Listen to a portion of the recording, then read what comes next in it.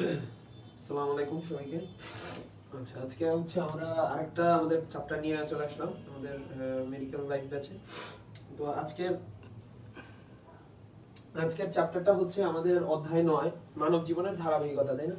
তো এই চ্যাপ্টারটা থেকে হচ্ছে খুব একটা যে হচ্ছে প্রচুর এমসিকিউ আসে এরকম না, তবে যে কয়টা এমসিকিউ আসে দেখা যায় টাইপ কিছু নির্দিষ্ট টাইপ থেকে হচ্ছে এমসিকিউ গুলো আসে।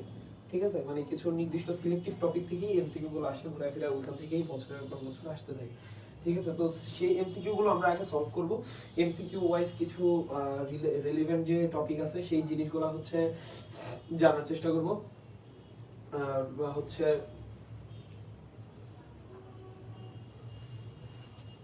ফোনে কিন্তু একটু সমস্যা আছে। আচ্ছা, আর হচ্ছে আমরা আমাদের যে অন্য মানে পরবর্তীতে যদি কিছু টপিক হচ্ছে বাদ যায়, আর যদি কোনো টপিক হচ্ছে যদি বাদ যায় সেটা হচ্ছে আমরা ভেতরের স্লাইড থেকে হচ্ছে আমরা দেখে নিব। ঠিক আছে, আচ্ছা সাউন্ড আশা করি শোনা যাইতেছে। এখানে একটু সমস্যা, আমার ফোনের সমস্যা, অন্য ফোন থেকে চেক করে।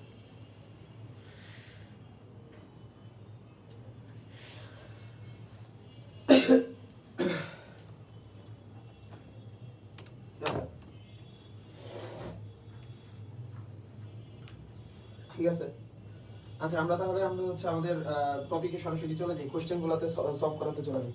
আচ্ছা দেখো, এখানে আমাদের প্রথম ইয়াটা হচ্ছে এইডস বিষয়ে কোন জিনিসটা সঠিক। এখন এইডস যেটা আছে, এইডস একটা কি ভাইরাল রোগ, এটা একটা ভাইরাল রোগ, ভাইরাস ঘটিত রোগ। এটা কোন ভাইরাস দিয়ে হয় বলতো? এটা হচ্ছে আমার এইচআইভি ভাইরাস। এইচআইভি ভাইরাস দিয়ে কিন্তু আমার হচ্ছে এইডস রোগটা হয়। এখন এইডস এর বিষয়ে কয়েকটা জিনিস তারা এখানে আমার অপশনে দিয়েছে যে আফ্রিকান অঞ্চলে সাধারণ কম, কিন্তু আমরা কি জানি এইডস এর প্রকোপ কি আফ্রিকান অঞ্চলে বেশি থাকে, তাই না? আফ্রিকান অঞ্চলে বেশি থাকে। তারপর এইডস এর ব্যাপারে, এইডস কি কোনো ব্যাকটেরিয়া জনিত রোগ না, কারণ এইডস একটা ভাইরাস গঠিত রোগ। এটা কি দিয়ে হয়, কোন ভাইরাস দিয়ে হয়? হিউম্যান ইমিউন ডেফিসিয়েন্সি ভাইরাস, যেটাকে সংক্ষেপে বলা হয় এইচআইভি। ঠিক আছে, এরপর দেখো মা থেকে গর্ভস্থ শিশুতে সংক্রমিত হয়। অবশ্যই এটা কিন্তু সঠিক। মা থেকে কিভাবে সংক্রমিত হয় বলতো? রক্তের মাধ্যমে সংক্রমিত হতে পারে, তারপর অনিরাপদ যৌন মিলনের মাধ্যমে সংক্রমিত হতে পারে। রক্ত যদি আর কি তোমার কোনো একটা ব্যক্তি ধরো এইচআইভি থাকে, মানে এইডস রোগটা থাকে, সে যদি হচ্ছে অন্য কাউকে হচ্ছে রক্ত দান করে, তখনও কিন্তু হচ্ছে মানে তোমার ওই ব্যক্তির এইডস হওয়ার সম্ভাবনা থাকে। একই সাথে মা থেকে গর্ভস্থ শিশুতে যেতে পারে, আবার দুধের মাধ্যমে মানে মাতৃদুগ্ধ থেকেও হচ্ছে শিশুতে স্থানান্তরিত হতে পারে। মাতৃদুগ্ধ থেকে স্থানান্তরিত হতে পারে, মাতৃদুগ্ধ, রক্ত, অনিরাপদ যৌন মিলন এগুলোর কারণে। তবে এইডস কিসের মাধ্যমে ছড়ায় না তোমরা যদি জানো, তাহলে আলিঙ্গন করলে মানে একজন আরেকজনকে জাস্ট টাচ করার মাধ্যমে এইডস কিন্তু ছড়ায় না। এইডস কিন্তু কোনো ছোঁয়াচে রোগ না। ঠিক আছে, আলিঙ্গনের মাধ্যমে ছড়ায় না। তারপর একজনের প্লেট মানে আক্রান্ত ব্যক্তির প্লেট ব্যবহার করলে বা জামা কাপড় ব্যবহার করলে এটা কিন্তু ছড়ায় না। আক্রান্ত রোগের ব্যবহার্য জিনিস ব্যবহার করলে কিন্তু ছড়ায় না। ব্যবহার্য জিনিসে কিন্তু এটা কখনোই জিনিস থেকে ছড়ায় না। তার মানে কি এটা কিন্তু কোনো এইডস কিন্তু কোনো কি ছোঁয়াচে রোগ না, তার মানে এটা আলিঙ্গনের মাধ্যমে ছড়াবে না। তার মানে আমার সঠিক আনসার কি মা থেকে গর্ভস্থ শিশুতে কি সংক্রমিত হয়। তারপরে দেখো এটার আনসারটা তাহলে এটাই। তারপরে দেখি জন্ম নিয়ন্ত্রণের দীর্ঘমেয়াদী অস্থায়ী পদ্ধতি। আচ্ছা, জন্ম নিয়ন্ত্রণের আমরা দুইটা পদ্ধতি জানি। দুইটা পদ্ধতির ক্ষেত্রে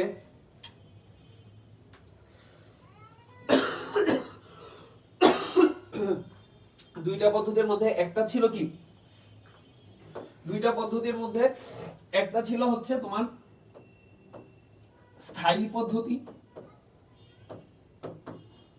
আর একটা কি ছিল অস্থায়ী পদ্ধতি।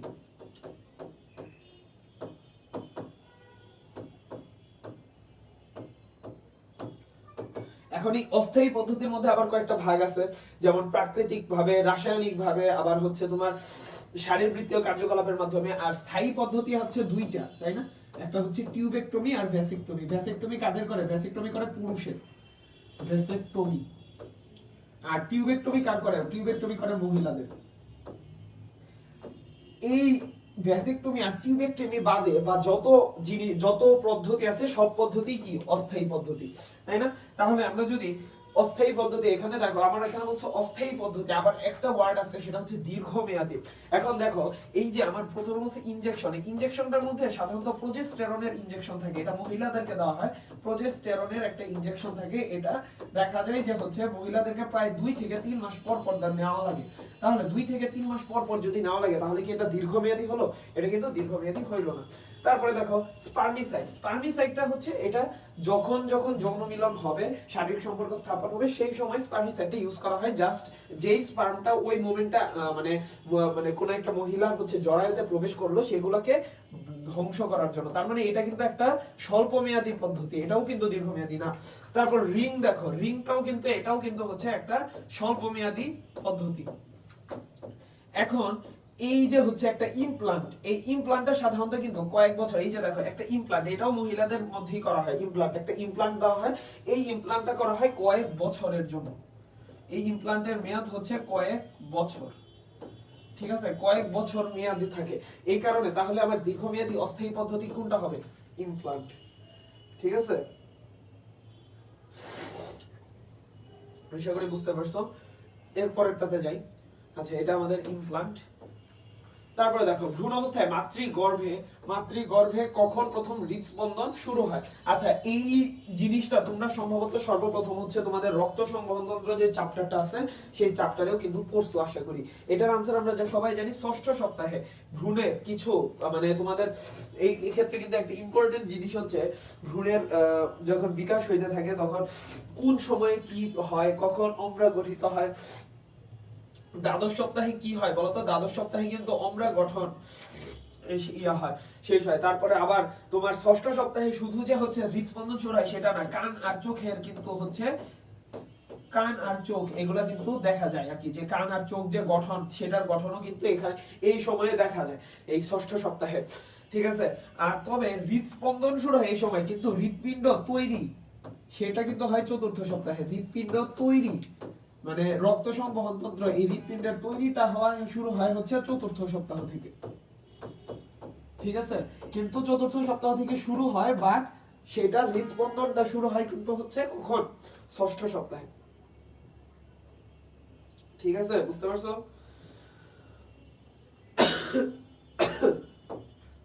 তারপরটাতে যাই। নিচের কোনটি এক্সোক্রাইন গ্রন্থি নয়? আচ্ছা, গ্রন্থির মধ্যে কি আছে বলতো? গ্রন্থি আছে 2 ধরনের, গ্রন্থি হচ্ছে আমার 2 ধরনের গ্রন্থি আছে, একটা হচ্ছে এক্সোক্রাইন, একটা হচ্ছে এন্ডোক্রাইন।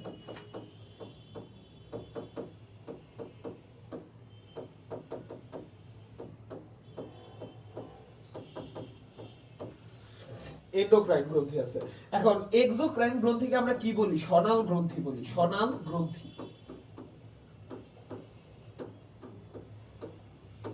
আর এই এন্ডোক্রাইনকে কি বলি? অনাল গ্রন্থি, ঠিক আছে। এখন এই এক্সোক্রাইন আর এন্ডোক্রাইনের মধ্যে পার্থক্যটা কি? এক্সোক্রাইন আর এন্ডোক্রাইনের মধ্যে পার্থক্যটা হচ্ছে এক্সোক্রাইন থেকে যেই সিক্রেশনটা বের হয়, মানে যেই পদার্থটা নিঃসৃত হবে সেটা একটা নালীর মাধ্যমে পরিবাহিত হবে, তার টার্গেট জায়গাতে, তার নির্ধারিত জায়গাতে নালীর মাধ্যমে বাহিত হবে, নালীর মাধ্যমে। আর অনাল গ্রন্থি থেকে এখানে কোনো নালী থাকে না, এটা হচ্ছে রক্তের মাধ্যমে তার নির্দিষ্ট জায়গায় যাবে, পরিবাহিত হবে। এখানে পরিবহনের মাধ্যম হচ্ছে রক্তের মাধ্যমে পরিবাহিত হবে, এখানে হচ্ছে নালীর মাধ্যমে, আর এখানে হচ্ছে রক্তের মাধ্যমে। এখানে কোনো প্রকার নালী নাই, ওইখানে নালী আছে। এখন তাহলে আমরা যদি আগের কোশ্চেনে ফেরত যাই, দেখো তো এখানে আমার থাইরয়েড গ্ল্যান্ড, এটা কিন্তু একটা অনাল গ্রন্থি, মানে এটা কিন্তু কোনো নালী নাই। থাইরয়েড গ্ল্যান্ড এটা কিন্তু একটা অনাল গ্রন্থি, এটা কিন্তু কোনো প্রকার নালী নাই। তাহলে এটা কি এক্সোক্রাইন নাকি এন্ডোক্রাইন? এটা অবশ্যই একটা এন্ডোক্রাইন গ্ল্যান্ড। তারপর দেখো তো প্যানক্রিয়াস, অগ্নাশয়। অগ্নাশয়টা কি জানি আমরা? অগ্নাশয়টা একটা মিক্সড গ্ল্যান্ড, মানে মিশ্র গ্রন্থি। মিশ্র গ্রন্থি মানে কি? এটার একটা এক্সোক্রাইন পার্টও আছে, মানে একটা সনাল গ্রন্থির পার্ট আছে, একটা হচ্ছে অনাল গ্রন্থির পার্ট আছে, মানে এক্সোক্রাইন আর এন্ডোক্রাইন দুইটা ফাংশনই এ প্রকাশ করে। আচ্ছা, আরেকটা জিনিস বলে রাখি, এক্সোক্রাইন থেকে যেই সিক্রেশনটা বের হয় তাকে কি বলি আমরা? এনজাইম। আর এন্ডোক্রাইন থেকে যেই সিক্রেশন বের হয় তাকে আমরা কি বলি? হরমোন। এখন থাইরয়েড গ্রন্থি থেকে আমার T3 T4 দুইটা হরমোন বের হয়, তার মানে আমি যেহেতু বলতেছি এরা হরমোন, তার মানে কি এরা এন্ডোক্রাইন গ্ল্যান্ড। প্যানক্রিয়াস হচ্ছে আবার লিভারও কিন্তু হচ্ছে একটা মিক্সড গ্রন্থি, মানে মিশ্র গ্রন্থি। এরও হচ্ছে তোমার কি এক্সোক্রাইন এন্ডোক্রাইন দুইটা ফাংশনই আছে।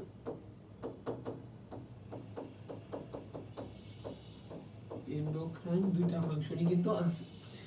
আবার স্যালাইভারি গ্ল্যান্ড এ কি, এ হচ্ছে একটা এক্সোক্রাইন গ্ল্যান্ড, মানে হচ্ছে এটা কিন্তু স্যালাইভারি গ্ল্যান্ড মানে লালা গ্রন্থি। সে কি একটা নালীর মাধ্যমে হচ্ছে লালাকে নিঃসৃত করে মুখের মধ্যে, এটা কিন্তু একটা এক্সোক্রাইন গ্ল্যান্ড। তার মানে এখানে আমার বলছে কোনটা এক্সোক্রাইন গ্রন্থি নয়, তার মানে এইটাও একটা এক ধরনের এক্সোক্রাইন গ্রন্থি, এটারও এক্সোক্রাইন গ্রন্থির ফাংশন আছে, এইটারও ফাংশন আছে, শুধু এইটার নাই। তার মানে সঠিক আনসার কি থাইরয়েড গ্ল্যান্ড, তাই না? আশা করি বুঝতে পারছো। আচ্ছা, তারপরেটাতে চলে যায়। সিফিলিস রোগের জন্য কোনটা দায়ী? আচ্ছা, সিফিলিস রোগের জন্য এক ধরনের ব্যাকটেরিয়া, এটা হচ্ছে একটা ব্যাকটেরিয়া ঘটিত রোগ। প্রথম কথা হচ্ছে এটা একটা ব্যাকটেরিয়া ঘটিত রোগ, এটা হচ্ছে একটা সেক্সুয়ালি ট্রান্সমিটেড ডিজিজ, এর জন্য এটাকে আমরা বলি এসটিডি, মানে হচ্ছে সেক্সুয়ালি ট্রান্সমিটেড ডিজিজ।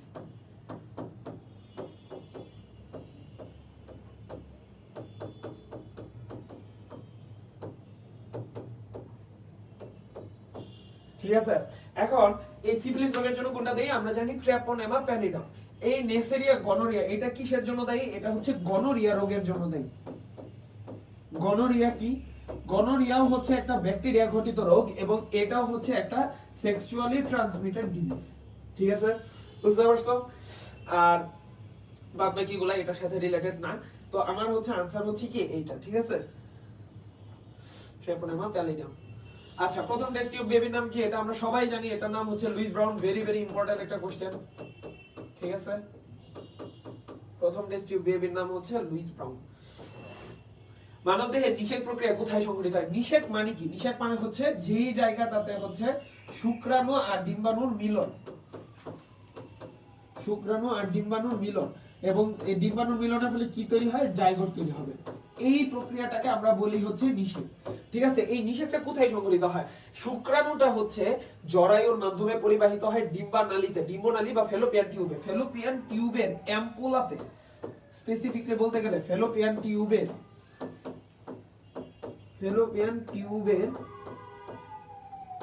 অ্যাম্পুলাতে হচ্ছে তোমার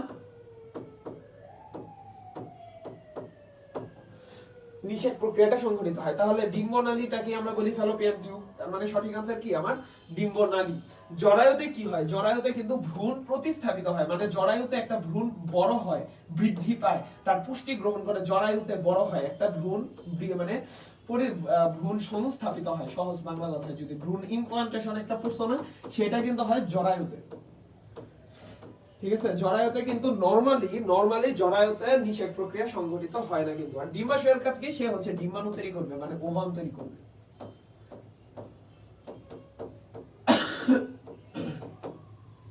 ঠিক আছে, ডিম্বাণু। তারপরে দেখো সিমেন্ট তৈরির জন্য, সিমেন্টে কি থেকে কি থাকে? স্পার্ম একটা প্রধান উপাদান এবং কিছু লিকুইড থাকে। এই পিচ্ছিল পদার্থটা কোথা থেকে আসে? আমরা সবাই জানি যে সেমিনাল ভেসিকল থেকে আসে। সেমিনাল ভেসিকল, এখানে ভাস ডিফারেন্সটা কাজ কি? এটার নাম হচ্ছে শুক্রনালী বলা হয়। সে কি করে? সে হচ্ছে তোমার শুক্রাশয় থেকে যে শুক্রাণুটা তৈরি হচ্ছে, তারপর সেমিনাল ভেসিকলে যে সিমেন্টটা তৈরি হচ্ছে, মানে সিমেন্টটাকে হচ্ছে সে পরিবহন করে। শুক্রনালীর কাজ হচ্ছে সিমেন্ট পরিবহন করা।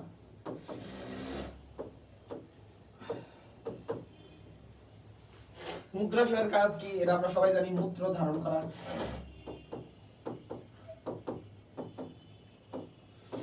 আর সেমিনাল ভেসিকলটা হচ্ছে এখান থেকে পিচ্ছিল পদার্থ খরিত হয়, যেটা হচ্ছে সিমেন্ট তৈরি করে, মানে বীর্যটাকে হচ্ছে তোমার একটু আঠালো থকথকে করতে এটা মানে এটা সাহায্য করে, পিচ্ছিল পদার্থ গঠন করে এই সেমিনাল ভেসিকল।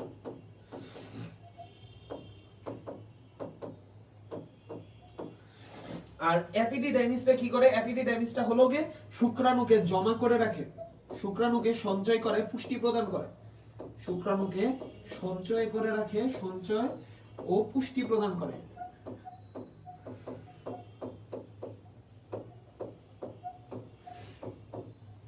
ঠিক আছে, বুঝতে পারছো? আশা করি বুঝতে পারছো। তাহলে আমার সঠিক আনসার কি হবে বলো তো? Seminal vesicle. তারপরে আসো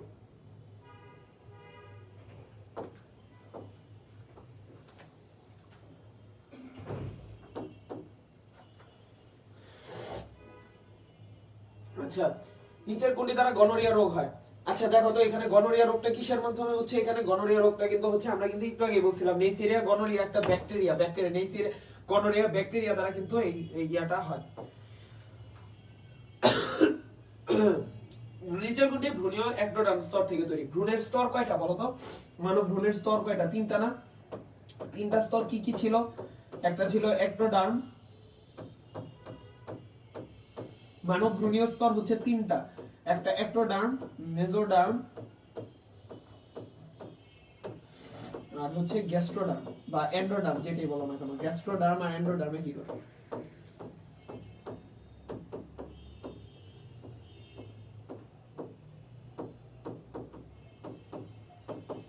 ঠিক আছে, তাহলে এখন দেখো একটোডার্ম স্তর থেকে কোনটা? আমাদের যে কেন্দ্রীয় স্নায়ুতন্ত্র, তারপর হচ্ছে আমাদের যে হচ্ছে স্কিনের এপিডার্মিস, কর্নিয়া, চোখের কর্নিয়া, লেন্স, এগুলো সবই কি একটোডার্ম স্তর থেকে তৈরি হয়।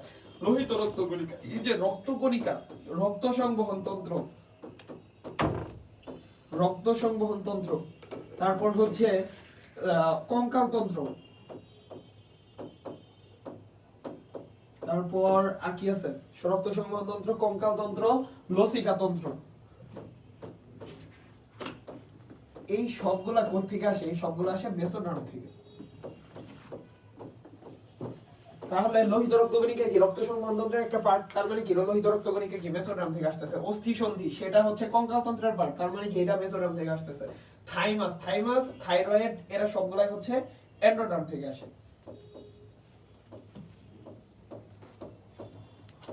ঠিক আছে, বুঝা গেছে?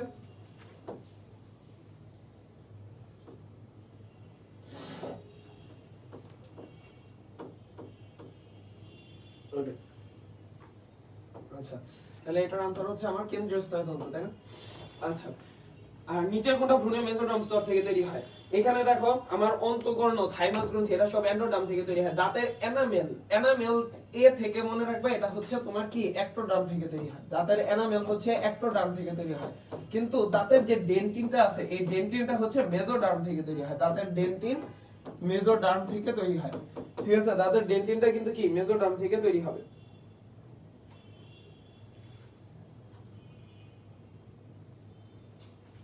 দাঁতের ডেন্টিন কি মেসোডার্ম থেকে তৈরি হবে। আর থাইমাস গ্রন্থি এটা কি? এটা হচ্ছে এন্ডোডার্ম থেকে তৈরি হয়। অন্তঃকর্ণ এটাও হচ্ছে এন্ডোডার্ম থেকে তৈরি হয়। ঠিক আছে, তারপরে এটা গেল। তারপরে আসো ব্যক্তিজনিক পরিস্ফুটন। ব্যক্তিজনিক পরিস্ফুটন বলতে মেইনলি বোঝাচ্ছে হচ্ছে ভ্রূণ পরিস্ফুটনের, ভ্রূণ পরিস্ফুটনের দশা 9 কোটি। দেখো একটা ভ্রূণ তৈরি হইছে, যখন ভ্রূণ তৈরি হওয়ার পর তার ধরো জাইগোটটা কি হবে? জাইগোটটা বারবার মাইটোসিস বিভাজন হবে। এই বারবার মাইটোসিস বিভাজনটাকে আমি কি বলি? ক্লিভেজ বলি। তার মানে ভ্রূণ পরিস্ফুটনের একটা দশা কি? ক্লিভেজ। এরপরে কি হবে? এরপরে হচ্ছে ক্লিভেজ হওয়ার পর তার কি তিনটা, আমরা কি জানি মানব ভ্রূণের হচ্ছে তিনটা স্তর গঠিত হয়, একটোডার্ম, এন্ডোডার্ম, মেসোডার্ম। এইটাকে আমরা কি বলি? গ্যাস্ট্রুলেশন প্রক্রিয়া। এই গ্যাস্ট্রুলেশন তার সম্পন্ন হবে, তার মানে এইটাও ভ্রূণ পরিস্ফুটনের একটা ধাপ। আবার হচ্ছে এই যে তিনটা স্তর তৈরি হলো, একটোডার্ম, এন্ডোডার্ম, মেসোডার্ম, এই তিনটা স্তর থেকে বিভিন্ন অঙ্গ প্রত্যঙ্গ তৈরি হবে, হাত, পা, লোহিত রক্তকণিকা, সব রক্ত সংবহন তন্ত্র, এই তন্ত্র অঙ্গ তৈরি হবে, সেটাকে বলি অর্গানোজেনেসিস। তার মানে এই তিনটাই কিন্তু হচ্ছে আমার ভ্রূণ পরিস্ফুটনের দশা। তাহলে দশা না কোনটা? ডিম্বক্ষরণ, কারণ এটা কি নিষেক প্রক্রিয়ার আগে সংঘটিত হয়। ডিম্বক প্রক্রিয়াটা কিন্তু নিষেকের আগে সংঘটিত হয়, তাই এটা কিন্তু হচ্ছে ভ্রূণ পরিস্ফুটনের দশা না, কারণ তখন তো ভ্রূণই তৈরি হয়নি, তাই না?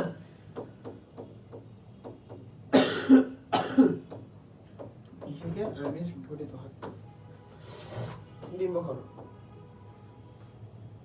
এরপরে দেখো নিচের কোনটি পুরুষ প্রজনন তন্ত্রের অংশ নয়? আচ্ছা, এখানে কতগুলো গ্রন্থি দেওয়া।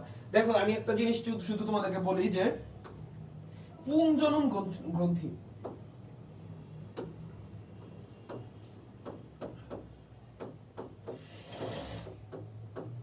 পুংজনন গ্রন্থি কোনগুলা? পুংজনন গ্রন্থিগুলা হচ্ছে মনে রাখবা প্রোস্টেট গ্রন্থি, প্রোস্টেট, তারপর হচ্ছে কপারের গ্রন্থি, কাউপারের গ্রন্থি, বা হচ্ছে বাল্বো ইউরেথ্রাল গ্রন্থি।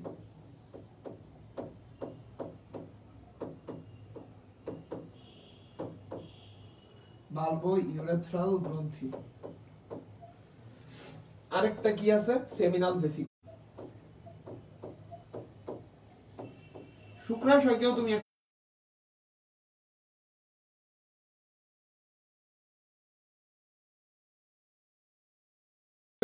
বার্থোলিনের গ্ল্যান্ড।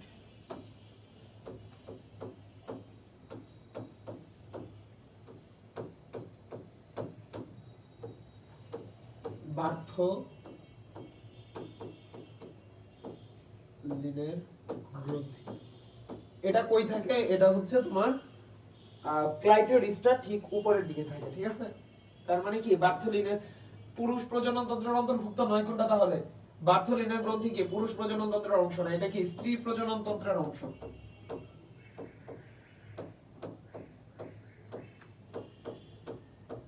তাহলে এটা কি তোমার সেমিনাল ভেসিকল, প্রোস্টেট, কাউপার এই সবই কি পুরুষ প্রজনন তন্ত্র, ঠিক আছে? তারপর এটাতে আসি, তার মানে কি এটা হচ্ছে বার্থোলিনের গ্রন্থি। আচ্ছা আচ্ছা, তাহলে এই গেল হচ্ছে আমাদের কোশ্চেন সলভ মোটামুটি। এখন আমরা একটু হচ্ছে টপিকগুলো দেখি যে কোন টপিক ধরা হয়নি। আচ্ছা দেখো, একটু আগে আমরা এই জিনিসগুলো একটু করে পড়ে ফেলছিলাম, এখন একটু জাস্ট হচ্ছে আমি টাচ করে দিই। পুং প্রজনন তন্ত্র, এই পুং প্রজনন তন্ত্রের দুইটা ভাগে ভাগ করা যায়, একটা হচ্ছে মুখ্য জননাঙ্গ আর একটা হচ্ছে আনুষঙ্গিক জননাঙ্গ। মুখ্য জননাঙ্গ কোনটা? শুক্রাশয়কে আমরা বলি মুখ্য জননাঙ্গ, আর আনুষঙ্গিক মানে হচ্ছে শুক্রাশয়কে কেন বলি? কারণ শুক্রাশয়টা শুক্রাণু কি তৈরি করে, আর যারা শুক্রাণু সঞ্চয় করে পরিবহন করে তাদেরকে বলি আমরা আনুষঙ্গিক জননাঙ্গ। আনুষঙ্গিক জননাঙ্গ কি কি আছে? Epididymis, vas deferens. এপিডিডাইমিসের কাজ কি বলছিলাম? এপিডিডাইমিসের কাজ বলছিলাম সে শুক্রাণু সঞ্চয় করে রাখে। ভাস ডিফারেন্স শুক্রনালী কি করে? শুক্রাণু পরিবহন করে। সেমিনাল ভেসিকল কি করে? সে পিচ্ছিল পদার্থ ক্ষরণ করে। ক্ষেপণ নালী কি করে? সে হচ্ছে শুক্রাণুকে বের করতে সাহায্য করে। আর ইউরেথ্রা মানে সিমেন্টটাকে বের করে। ইউরেথ্রা মূত্রনালীর পথে হচ্ছে মূত্র এবং সিমেন্ট দুইটাই বের হয়। আর বহির্জননাঙ্গের মধ্যে স্ক্রোটাম বা শুক্র অন্নথলি, যেটা হচ্ছে স্ক্রোটাম, স্ক্রোটামের ভেতরে কি থাকে? টেস্টিস থাকে, বা শুক্রাশয়টা স্ক্রোটামের, শুক্রাশয়টা কোথায় থাকে? স্ক্রোটামের ভেতরে থাকে। পেনিস, পেনিস পুরুষাঙ্গ যেটা। আর জনন গ্রন্থি, এই যে দেখো তিনটা, প্রোস্টেট গ্রন্থি, কপারের গ্রন্থিকে আমরা কি বলি? বাল্বোইউরেথ্রাল গ্রন্থি আর সেমিনাল ভেসিকল, ঠিক আছে? আমি একটু আগে এইগুলা আলোচনা করছি, ঠিক আছে? এখানে দেখো শুক্রাশয়ের কথা বলছে। শুক্রাশয়ের তিনটা স্তর থাকে, টিউনিকা ভেজাইনালিস, টিউনিকা অ্যালবুজিনিয়া, টিউনিকা ভ্যাকুলাসা টেস্টিস, ঠিক আছে? দেখো আরেকটা জিনিস ইম্পর্টেন্ট জিনিস, যে ভ্রূণীয় অবস্থায় যখন আমি বা তুমি যখন ভ্রূণ অবস্থায় ছিলাম, ছেলেরা যারা আছে যারা ভ্রূণ অবস্থায় থাকে সেই সময় শুক্রাশয়টা নরমালি কোথায় থাকে? শুক্রাশয়টা নিচের দিকে থাকে, দুই পায়ে উরুর মাঝখানে, এটা ওকে আমরা বলি পেলভিক রিজিয়ন। কিন্তু শুক্রাশয়টা প্রথমে থাকে উদরের পেলভিক গহ্বরে থাকে। মানে এটা আগে ছিল, শুক্রাশয়টা আগে হচ্ছে তোমার উদর গহ্বরে থাকে, তারপর সে নিচের দিকে নামে। নিচের দিকে নামার কারণে যখন ভ্রূণ অবস্থায় সে উদর গহ্বরে ছিল, উদর গহ্বর থেকে সে হচ্ছে পেলভিকের গহ্বর থেকে উদরের পেলভিক গহ্বরে ছিল, উদরের থেকে পরবর্তীতে সে নিচে একদম আলাদা একটা অঙ্গ হিসেবে নেমে গেছে, ঠিক আছে? এইটাই হচ্ছে টেস্টিসের একটা, শুক্রাশয়ের একটা ইম্পর্টেন্ট তথ্য, যে ভ্রূণীয় বিকাশের সময় শুক্রাশয় কোথায় ছিল? উদরের পেলভিক গহ্বরে। শুক্রাশয়কে বহি উদরীয় অঙ্গ বলা হয়, কারণ কি?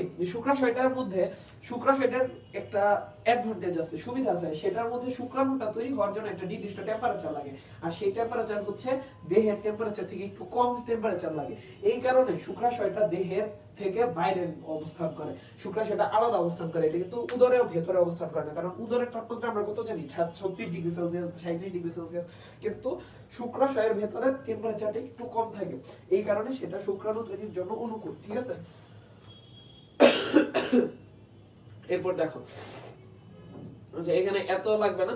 শুক্রাশয় হচ্ছে আমার তিন ধরনের থাকে, জনন মাতৃকোষ থাকে, শুক্রাণু কোষসমূহ, শুক্রাণু তৈরি হয়, ইন্টারস্টিশিয়াল বা লেডিক কোষ, টেস্টোস্টেরন নামক। এখানে দেখো শুক্রাশয় থেকে কি টেস্টোস্টেরন নামক পুরুষ যৌন হরমোন তৈরি হয়। সার্টলি কোষটার মধ্যে বর্ধনশীল শুক্রাণু কি পুষ্টি যোগায়, ঠিক আছে? বর্ধনশীল শুক্রাণুটা কি পুষ্টি যোগায়।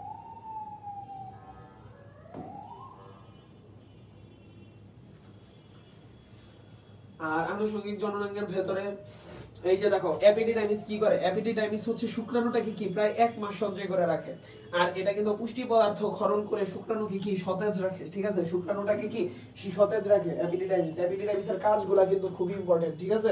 এপিডিডাইমিসের কাজ, তারপরে দেখো ভাস ডিফারেন্সের কাজ কি, সে হচ্ছে দ্রুত শুক্রাণু পরিবহন করে এবং শুক্রাণুকে কিছু সময়ের জন্য জমা রাখে। সেমিনাল ভেসিকলের কাজ কি, সিমেন তৈরি করে। সেমিনাল ভেসিকল নাম শুনেই বোঝা যাচ্ছে সে সিমেন তৈরি করে। এবং বীর্যের মধ্যে প্রধান উপাদান কি, প্রোস্টাগ্ল্যান্ডিন, ফ্রুক্টোজ, সাইট্রেট, ইনোসিটোল কয় ইয়া। এইখানে একটা ইম্পর্টেন্ট জিনিস যে ফ্রুক্টোজটা যেটা আছে, এই ফ্রুক্টোজটা সচল শুক্রাণু শক্তির উৎস হিসেবে কাজ করে। তার মানে এমসিকিউ আসতে পারে যে সচল শুক্রাণুর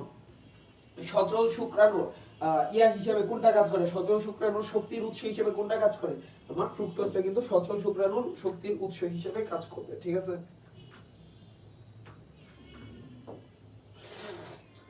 আচ্ছা এখানে কিন্তু আমার কাজগুলাই খুব গুরুত্বপূর্ণ, বাদ বাকি জিনিসগুলো কম গুরুত্বপূর্ণ, এখানে আমার কাজগুলো লাগবে। যেমন ক্ষেপণ নালীর কাজ কি, সে শুক্রাণুকে কি ইউরেথ্রায় পৌঁছায় দেয়। আর ইউরেথ্রার কাজ কি, সে হচ্ছে বীর্যকে বাইরে বের করে। তার মানে ইউরেথ্রায় পৌঁছায় দেয় হচ্ছে ক্ষেপণ নালী, আর ইউরেথ্রাটা বাইরে বের করে দেয়। ঠিক আছে, আর স্ক্রোটামটা তো হচ্ছে তোমরা দেখলাই যে স্ক্রোটামটা হচ্ছে টেম্পারেচার, যেটা স্ক্রোটামের তাপমাত্রা দেখো কতটুকু কম থাকে, 2 থেকে 4 ডিগ্রি সেন্টিগ্রেড, মানে 2 থেকে 4 ডিগ্রি সেলসিয়াস হচ্ছে শুক্রাণুর তাপমাত্রাটা কি কম থাকে। স্ক্রোটামের কাজ কি, সে হচ্ছে শুক্রাণু উৎপন্নের জন্য অনুকূল তাপমাত্রাটাকে রক্ষা করে আর শুক্রাশয়কে চাপজনিত ক্ষতি হতে রক্ষা করে। ঠিক আছে, আর হচ্ছে পেনিসের ক্ষেত্রে এখানে দেখো একটা জিনিস ইম্পর্টেন্ট, যে পেনিসকে একটা চামড়া ঢেকে রাখে, এটাকে প্রিপিউস বলা হয়। এই প্রিপিউস অংশটা হচ্ছে যে মুসলমানি করায় যখন, ওই সময় এই প্রিপিউস অংশটা হচ্ছে কেটে ফেলা হয়। ঠিক আছে, ওকে, ইম্পর্টেন্ট জিনিসগুলো জাস্ট আমি ধরে ধরে যাচ্ছি একটু।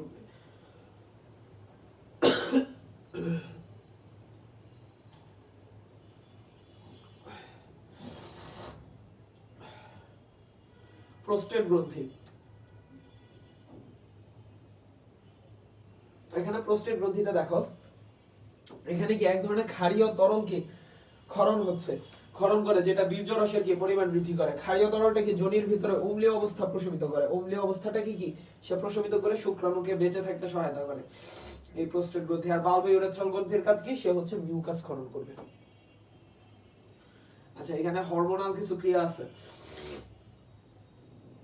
এই হরমোনাল জিনিসগুলো জাস্ট একটু মাথায় রাখবা, এটা তোমাদের মাথায় রাখলেই হবে মোটামুটি। এটা আসলে যে খুব বেশি ইম্পর্টেন্ট সেরকম না, তবে এখানে বুঝতে হবে যে ফলিকল স্টিমুলেটিং হরমোন, শুধুমাত্র গোনাডোট্রপিন রিলিজিং হরমোন যেটা আছে সেটাই হাইপোথ্যালামাস থেকে বের হয়, বাদ বাকি যে হরমোন তিনটা সেটা। তবে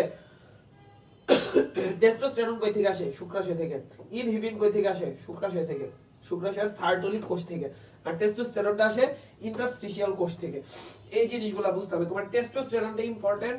তারপর হচ্ছে এখানে পুরুষের ক্ষেত্রে হচ্ছে টেস্টোস্টেরনটা বেশি ইম্পর্টেন্ট। ঠিক আছে, আর গোনাডোট্রপিন রিলিজিং হরমোন দুই ক্ষেত্রে ইম্পর্টেন্ট।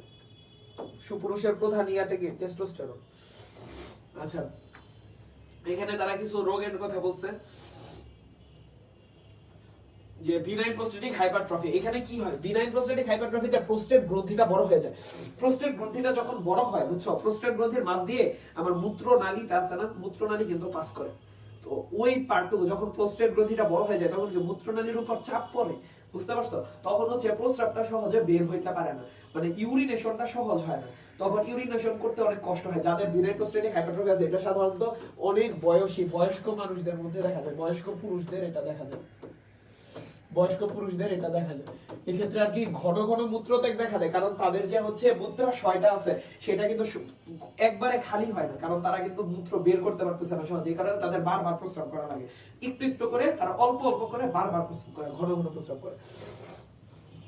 তারপর পুরুষদের যৌন অক্ষমতাকে কি বলা হয়, অ্যান্ড্রোপোজটাকে কি বলা হয়, অ্যান্ড্রোজেন ডেফিসিয়েন্সি ইন এজিং মেলস। আর ক্রিপ্টোরকিডিজম কি, শুক্রাশয়টা যদি মানে তোমার উদর গহ্বর থেকে যদি স্ক্রোটামে না আসে, উদর গহ্বর আমি কি বলছি, ভ্রূণ অবস্থায় শুক্রাশয়টা কোথায় থাকে, যে হচ্ছে আমার উদরের পেলভিক গহ্বরে থাকে। এখন সেটা যদি সেখান থেকে যদি স্ক্রোটামে নেমে না আসে, তখন সেটাকে আমি বলি ক্রিপ্টোরকিডিজম। ঠিক আছে, আর ইম্পর্টেন্স মানে কি, যে হচ্ছে তোমার শারীরিক সক্ষমতা, শারীরিক সম্পর্ক স্থাপনে অক্ষম। যে হাইড্রোসিল হচ্ছে টিউনিকা ভ্যাজাইনালিসের মধ্যে যদি তোমার তরল সঞ্চিত হয়, হাইড্রো মানে কি পানি, হাইড্রো ওয়াটার সাথে পানির সাথে রিলেটেড, তার মানে এখানে তরল সংযোগ। আর ইন্টারসেক্সুয়ালিটি কি, ইন্টারসেক্সুয়ালিটি হচ্ছে জিনগত রোগের কারণে কোন পুরুষ যদি হচ্ছে সম্পূর্ণ পুরুষ না হয়, সম্পূর্ণ ওই যে হিজড়া যাদেরকে আমরা বলে থাকি আসলে, তাদের হচ্ছে ইন্টারসেক্সুয়াল ইয়া। এটাকে আমরা বলি ইন্টারসেক্সুয়ালিটি। বন্ধ্যাত্ব বা স্টেরিলিটি, এটা কি? বন্ধ্যাত্ব বা স্টেরিলিটি মানে হচ্ছে শুক্রাণু যথাযথ পরিমাণে উৎপন্ন হচ্ছে না। শুক্রাণু তৈরি না হওয়াকে আমরা কি বলি? অ্যাজোস্পার্মিয়া। ঠিক আছে, শুক্রাণু তৈরি না হওয়াটাকে আমরা কি বলি? অ্যাজোস্পার্মিয়া। ঠিক আছে। প্রোস্টেট ক্যান্সার, এটা একটা প্রোস্টেট গ্রন্থির ম্যালিগন্যান্সি।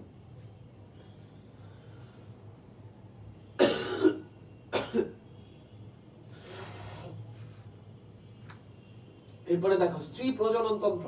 স্ত্রী প্রজনন তন্ত্রের মধ্যে মুখ্য জননাঙ্গ আছে, কিছু আনুষঙ্গিক জননাঙ্গ। মুখ্য জননাঙ্গ পুরুষের ক্ষেত্রে ছিল শুক্রাশয়, মহিলার ক্ষেত্রে হচ্ছে ডিম্বাশয়। আর আনুষঙ্গিক কি কি আছে? একটা ডিম্বনালী, মানে দুইটা ডিম্বনালী, একটা জরায়ু, যোনি, আর বহি জননাঙ্গের মধ্যে আছে ভালভা। ভালভার মধ্যে আবার কয়েকটা ভাগ আছে, লোবিয়া, লেবিয়া মেজরা, লেবিয়া মাইনরা, মন্স পিউবিস, ক্লাইটোরিস, বার্থোলিনের গ্রন্থি। ঠিক আছে, এটা আশা করি তোমরা পড়ে ফেলছো। এখানে ইম্পর্টেন্ট, এখানে তোমাদের কাজটা জানতে হবে। ডিম্বাশয়ের প্রধান কাজ কি? ইস্ট্রোজেন, প্রজেস্টেরন, রিল্যাক্সিন হরমোনগুলো ক্ষরণ করে ডিম্বাশয়। ঠিক আছে, ডিম্বাশয়টা হচ্ছে তোমার ডিম্বাণু উৎপাদন করে, এর কাজ, এই কাজগুলো মেইনলি জানতে হবে তোমাদের। আর জরায়ুর মধ্যে হচ্ছে জরায়ুটা কি করে আসলে তোমার বলো তো? জরায়ুর কাজটা হচ্ছে, জরায়ুর তিনটা স্তর থাকে, জরায়ুর প্রাচীর তিন স্তর বিশিষ্ট, এটা ইম্পর্টেন্ট। বহিঃস্থ প্রাচীরকে বলে পেরিমেট্রিয়াম, মধ্যস্থটাকে বলে মায়োমেট্রিয়াম, আর অন্তঃস্থটাকে কি বলি? এন্ডোমেট্রিয়াম। ঠিক আছে, জরায়ুর উপরের যে গম্বুজ আকৃতির অংশ সেটাকে কি বলি? ফান্ডাস। মাঝের অংশটাকে জরায়ু দেহ। আর সার্ভিক্স বলি কি? নিচের দিকে সরু অংশ। আমি কিন্তু ইম্পর্টেন্ট জিনিসগুলো জাস্ট টাচ করে যাইতেছি। আর জরায়ুতে তিনটা ছিদ্রপথ আছে, দুইটা ফেলোপিয়ান নালীর জন্য, দুই সেট থেকে দুইটা ফেলোপিয়ান নালী আসে, আর একটা হচ্ছে যোনির জন্য। এই তিনটা ছিদ্র থাকে। আর যোনি তো হচ্ছে, যোনির প্রাচীরের ভাঁজগুলোকে কি বলে? এটা একটা ইম্পর্টেন্ট ইনফরমেশন। যোনির প্রাচীরের ভাঁজগুলোকে রুগী বলে। ঠিক একইভাবে পাকস্থলীর প্রাচীরেও কিন্তু কিছু ভাঁজ থাকে, ওইটারে আমরা কি বলি? রুগী বলি। ঠিক আছে, পাকস্থলীর প্রাচীরের ভাঁজগুলোকেও রুগী বলি, যোনির প্রাচীরের ভাঁজগুলোকেও কি? রুগী বলি।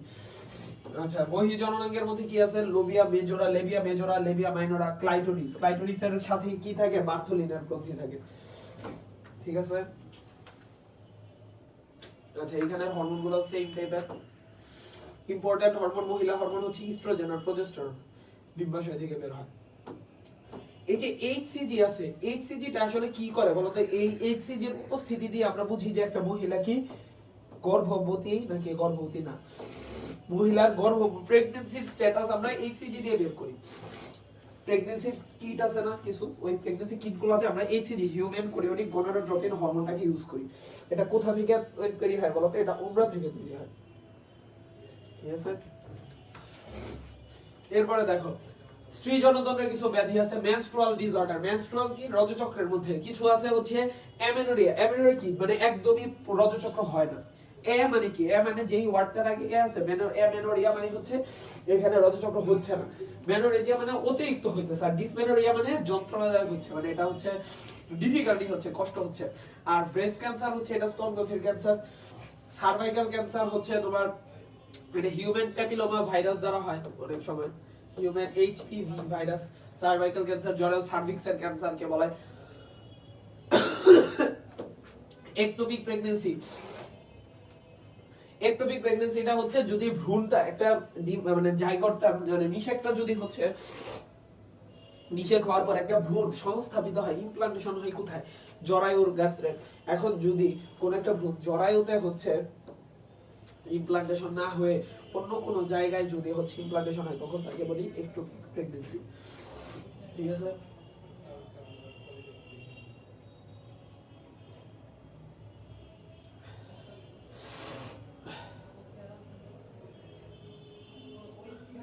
আচ্ছা এন্ডোমেট্রিওসিস ইউটেরাসের অন্তর্গত থাকে। এন্ডোমেট্রিয়াম যদি ইউটেরাসের বাইরে বৃদ্ধি পায় সেই অবস্থাকে বলি এন্ডোমেট্রিওসিস। আছে এটা একটু জাস্ট দেখে নিতে হবে।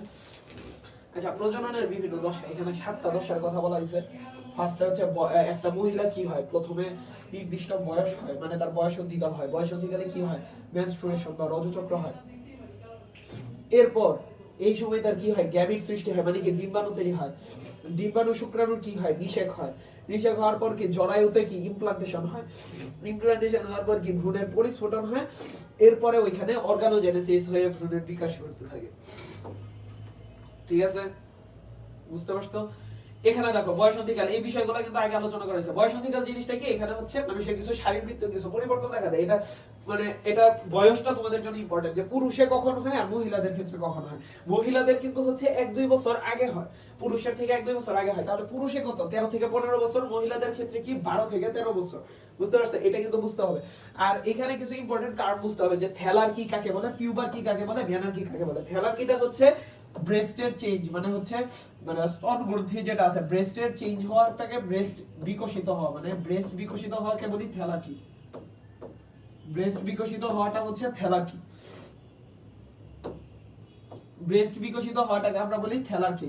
পিউবার্কিটা কি, পিউবার্কিটা হচ্ছে হেয়ার, মানে তোমার যখন বয়সন্ধিকালে হচ্ছে আমাদের এক্সিলারি বগলের হেয়ার বা চুল, লোম, তারপর হচ্ছে আমাদের যে পিউবিক হেয়ার, এই পিউবিক হেয়ার গুলা কি আমরা গ্রো করতে থাকে, এই জিনিসটাকে আমরা বলি পিউবার্কি। মেয়েদের ক্ষেত্রে এটাকে আমরা বলি পিউবার্কি।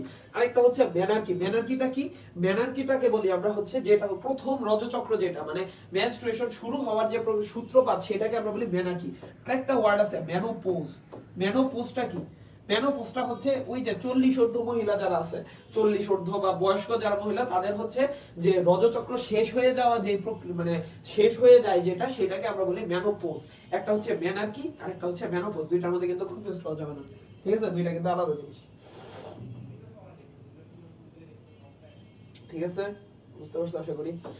এরপর এটাতে যাই, ছেলে মেয়ের বয়সন্ধিকালীন কিছু পরিবর্তন। এখানে পরিবর্তনগুলো কি আছে এটা আমি আশা করি তোমরা সবাই মোটামুটি জানো। হৃৎপিণ্ডের গতি এখানে সবই মোটামুটি হচ্ছে একটু বাড়ে বয়সন্ধিকালে মানুষের, মানে যে পরিবর্তনগুলো, এই পরিবর্তনগুলো হচ্ছে সবচেয়ে বাড়ে। হৃৎপিণ্ডের গতি, রক্তচাপ বাড়ে, তারপর শ্বাস প্রশ্বাস, গভীর শ্বাস প্রশ্বাস হবে, মৌলিক বিভাগীয় হার সবকিছু বাড়ে, মানে সবকিছুতে হচ্ছে একটা বৃদ্ধি জনিত ভাব আছে। জনন কোষটা, জননাঙ্গের হরমোন, এগুলা কি উৎপন্ন হইতে থাকবে, খরিত হইতে থাকবে, জনন কোষ তৈরি হইতে থাকবে। কারণ বয়সন্ধিকালের মধ্যে হচ্ছে সেকেন্ডারি সেক্সুয়াল ক্যারেক্টারিস্টিক যেটা আছে, যে পুরুষের ক্ষেত্রে হচ্ছে টেস্টোস্টেরন, মহিলার ক্ষেত্রে ইস্ট্রোজেন, প্রজেস্টেরন। এরা হচ্ছে সেকেন্ডারি সেক্সুয়াল ক্যারেক্টারিস্টিক, মানে গৌণ যে একটা গৌণ যৌন বৈশিষ্ট্য যেটা আছে, যেটাকে আমরা বলি, সেটার কিন্তু হয়, বিকাশ হয়, ঠিক আছে? তো এই সময় আনুষঙ্গিক জননাঙ্গ যেটা আছে, মানে পুরুষের ক্ষেত্রে পেনিস বা স্ক্রোটাম, এগুলো হচ্ছে সুগঠিত হয়, আর মহিলাদের ক্ষেত্রে ব্রেস্ট, তারপর হচ্ছে ইউটেরাস, ফেলোপিয়ান টিউব, এরা হচ্ছে বাচ্চা ধারণ করার উপযোগী হয়, ঠিক আছে? আশা করি বুঝতে পারছো। আর এখানে বুঝতে হবে রজচক্রের ক্ষেত্রে, রজচক্রের গড় দিন কত, 28 দিন। 28 দিন মানে কি 24 থেকে 32 দিন হইতে পারে, ঠিক আছে? এভারেজে কি 28 দিন। এটা শুরু হয় কখন থেকে, বয়সন্ধিকালের সময় থেকে, 12 থেকে 15 বছর বয়সে সূত্রপাত করতে পারে, 45 থেকে 50 বছর বয়সে শেষ হয়ে যেতে পারে। এখন এই 50 থেকে 45 বছর পরে যেটা হয়, সেটাই হচ্ছে আমার মেনোপজ, একটু আগে যেটা বললাম। আর সূত্রপাতটা যেটাকে বলি, সূত্রপাতটাকে বলি মেনার্কি। সূত্রপাতটাকে বলি মেনার্কি, ঠিক আছে? এখন রজস্রাবের মধ্যে থাকেটা কি, রজস্রাবের মধ্যে নরমালি কি হয়, একটা মহিলা মানে একটা মেনস্ট্রুয়েশনের সময় কি হয়, একটা মেয়ে তার হচ্ছে একটা ডিম্বাণু তৈরি হয় ডিম্বাশয় থেকে। এখন এই ডিম্বাণুটা অপেক্ষা করে নিষিক্ত হওয়ার জন্য, ডিম্বনা দিতে। এটা হচ্ছে 24 থেকে 48 ঘন্টার মধ্যে যদি হচ্ছে সে নিষিক্ত না হয়, তাহলে এই ডিম্বাণুটা সে হচ্ছে নিজেই হচ্ছে রিগ্রেস করে, মানে হরমোনাল প্রভাবে সে নিজেই নষ্ট হয়ে যেতে থাকে, এবং জরায়ু সহ কিন্তু প্রস্তুতি নেয় যে বাচ্চা ধারণ করে। কিন্তু যদি হচ্ছে ডিম্বাণু নিষিক্ত না হয়, তাহলে তো জরায়ুর যেই প্রস্তুতি নিতেছিল, এই প্রস্তুতির আর দরকার নাই। তখন দেখা যায় জরায়ুটা তখন আগে ছিল সাইজে মোটা হয়, তখন হচ্ছে সে তার কিছু অংশ হচ্ছে ব্লিডিং করে হচ্ছে সে এটা বের করে দেয়, মানে ছেড়ে দেয়। তাহলে এই জায়গাটার মধ্যে কি থাকবে, রক্ত থাকবে, একই সাথে অনিষিক্ত ডিম্বাণু থাকবে। ডিম্বাণু কি তৈরি হয়েছিল, নিষিক্ত হওয়ার জন্য অপেক্ষা করতেছিল, বাট সে নিষিক্ত হয় না। এই কারণে কি ধরনের ডিম্বাণু থাকবে, ধ্বংসপ্রাপ্ত অনিষিক্ত ডিম্বাণু থাকবে, এবং এন্ডোমেট্রিয়ামের ভগ্নাংশ থাকবে, মানে জরায়ুর যে ভিতরের গাত্র, সেও কিন্তু হচ্ছে বাচ্চা মানে ভ্রূণটাকে সংস্থাপনের জন্য উপযোগী হয়ে তৈরি হয়েছিল, বাট ভ্রূণ তো তৈরি হয় নাই। তাহলে কি যেটা তৈরি হয়েছিল সেটা জাস্ট বের হয়ে যাবে, ঠিক আছে? রক্ত, মিউকাস এগুলো থাকবে, এটা কিন্তু মুখস্থ করা লাগে না, এটা জাস্ট দেখলেই বোঝা যায়। আর হরমোন, কোন হরমোনগুলো কাজ করে, follicle stimulating hormone, luteinising hormone, oestrogen, progesterone, এরাই কাজ করে, ঠিক আছে? আর এই যে নিয়মিত মেনস্ট্রুয়েশন, নিয়মিত মাসিক হওয়া, এই রজচক্র, এটা হচ্ছে মেয়েদের একটা প্রজননিক সুস্থতার বহিঃপ্রকাশ, মানে তারা যে হচ্ছে শারীরিকভাবে সুস্থ, সেই জিনিসটাকে কিন্তু প্রকাশ করে। আচ্ছা, রজচক্রে দুইটা পর্যায় আছে, একটা হচ্ছে ওভারিয়ান সাইকেল, একটা ইউটেরাইন সাইকেল, জরায়ু চক্র আর হচ্ছে ডিম্বাশয় চক্র। ডিম্বাশয় চক্রের আবার তিনটা পর্যায় আছে, ফলিকুলার, ডিম্বপাত, লুটিয়াল। ডিম্বপাত পর্যায়ে মানে ওভাব কি হয়, জরায়ুর চক্রের 3টা ধাপ আছে, ঠিক আছে? এখান থেকে জাস্ট এতটুকু খুললেই হবে। এখানে দেখো গ্যামিট সৃষ্টির মধ্যে কি হয়, শুক্রাণু আর ডিম্বাণু সৃষ্টির যে প্রক্রিয়া তাকে বলা হয় কি গ্যামিটোজেনেসিস। গ্যামিটোজেনেসিস মানে কি কিছু তৈরি হয়, গ্যামিট তৈরির প্রক্রিয়াটাকে আমরা কি বলি গ্যামিটোজেনেসিস। শুক্রাশয়ের সেমিনিফেরাস নালিকা হতে নালিকার প্রাচীরের জার্মিনাল এপিথেলিয়াম হতে শুক্রাণুটা কি তৈরি হয় আমার। আর সার্টরি কোষটা কেবলমাত্র কোথায় পাওয়া যায়, স্তন্যপায়ী প্রাণীতে। এটা একটা ইম্পর্টেন্ট ইনফরমেশন, ঠিক আছে? স্তন্যপায়ী প্রাণীতে কি সার্টরি কোষটা একমাত্র স্তন্যপায়ী প্রাণীতেই পাওয়া যায়। এখন সার্টরি কোষের কাজ কি? সার্টরি কোষটার কাজ হচ্ছে সে বর্ধনশীল শুক্রাণুকে কি পুষ্টি দেয়, বর্ধনশীল শুক্রাণুকে কি করে পুষ্টি দেয়, ঠিক আছে? আর এখানে কয়েকটা ইম্পর্টেন্ট ইনফরমেশন তোমাদের জন্য লিস্ট করে রাখা হয়েছে, যে এই যে ইস্ট্রোজেন, প্রোজেস্টেরন, প্রোজেস্টেরন এটা কি কর্পাস লুটিয়াম থেকে খরিত হয়। কর্পাস লুটিয়ামটা কি? কর্পাস লুটিয়ামটা হচ্ছে ডিম্বাণু যদি হচ্ছে নিষিক্ত যখন তখন তার হচ্ছে গ্রাফিয়ান ফলিকল গুলো হচ্ছে কর্পাস লুটিয়ামে কনভার্ট হয়, ঠিক আছে? আর 24 থেকে এই কর্পাস লুটিয়ামটা থেকেই হচ্ছে মেইনলি হয়। কর্পাস লুটিয়ামটা যদি আর কি 24 বা 26তম দিনে যদি নিষিক্ত না হয় তাহলে কর্পাস লুটিয়ামটা নষ্ট হয়ে যায়। কর্পাস লুটিয়ামটা নষ্ট হয়ে গেলে তখন হচ্ছে তোমার ওই রজচক্র হয়, মাসিকটা ব্লিডিং হয়, ঠিক আছে? আর ডিম্বাণু নিষিক্ত না হলে 36 ঘন্টার মধ্যে কর্পাস লুটিয়াম নষ্ট হয়ে যাবে। আর আরেকটা জিনিস ইম্পর্টেন্ট, যে ডিম্বপাত মানে ওভুলেশন বা ডিম্বপাত ঘটে কি সেকেন্ডারি উসাইট অবস্থায়। এটা কিন্তু অবশ্যই মাথায় রাখতে হবে, সেকেন্ডারি উসাইট অবস্থায় কি ডিম্বপাতটা ঘটে। আর স্পারমাটোজেনেসিসের জন্য সময় লাগে কতদিন, 60 থেকে 70 দিন। Important information. মানবদেহের প্রতি সেকেন্ডে প্রায় 1000টা শুক্রাণু তৈরি হয়। আর বীর্যক্ষরণের পরিমাণ হচ্ছে 1.5 থেকে 4 মিলিলিটার। এটার মধ্যে 45 থেকে 100 মিলিয়নের মতো শুক্রাণু কিন্তু থাকে। আচ্ছা, ডিম্বাণুর 3টা অংশ থাকে, এটা আপাতত লাগবে না এখানে। এখানে দেখো একটা ইম্পর্টেন্ট কুসুমের পরিমাণের ভিত্তিতে প্রাণীদের ডিম্বাণুকে 4টা ভাগে আমরা ভাগ করা হয়েছে। একটা ম্যাক্রোলেসিথাল, মেসোলেসিথাল, মাইক্রোলেসিথাল, অ্যালোসিথাল। এখানে ম্যাক্রো মানে কি বেশি বা বড়। এখানে ম্যাক্রোলেসিথালের মধ্যে কুসুমের পরিমাণটা বেশি থাকে। এটা কাদের মধ্যে থাকে? মাছ, সরীসৃপ, হাঁস, মুরগি এই সবের মধ্যে হচ্ছে ম্যাক্রোলেসিথাল থাকে। মেজোর মধ্যে হচ্ছে মধ্যম মাত্রায়, মেজো ওয়ার্ডটা থেকে বোঝা যাচ্ছে এটা মধ্য বা মাঝারি। এখানে হচ্ছে তোমার উভচরের ডিম্বাণু থাকে। আর মাইক্রো মানে হচ্ছে কুসুমের পরিমাণটা, মাইক্রো মানেই কম, তাহলে কুসুমের পরিমাণও এখানে কি কম থাকবে। উদাহরণগুলো পড়ে নিবা, ইউরোকর্ডাটা, স্টেফালোকর্ডাটা এগুলোর মধ্যে থাকে।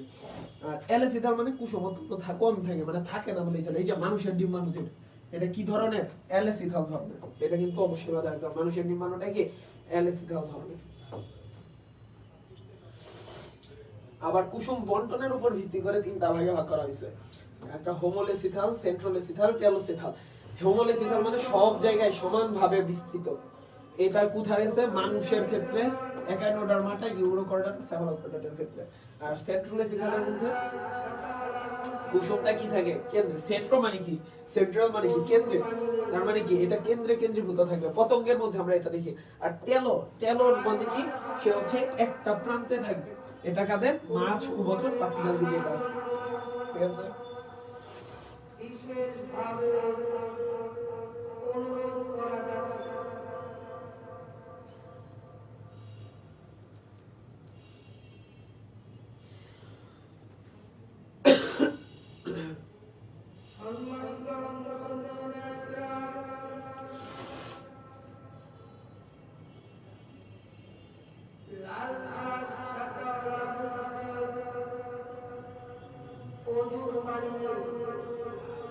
আচ্ছা, নিষেকের মধ্যে কি হচ্ছে? নিষেকটা হচ্ছে নরমালি কি আমরা কি বলছিলাম যে শুক্রাণু আর ডিম্বাণু যেটা আছে, শুক্রাণু আর ডিম্বাণু মিলনটা হচ্ছে নিষেক। এটা কোথায় ঘটায়? ফেলোপিয়ান নালীতে। আমি এমসিকিউটা সলভ করার সময় বলছি ফেলোপিয়ান নালীর কোথায় কোথায় হবে, ঠিক আছে?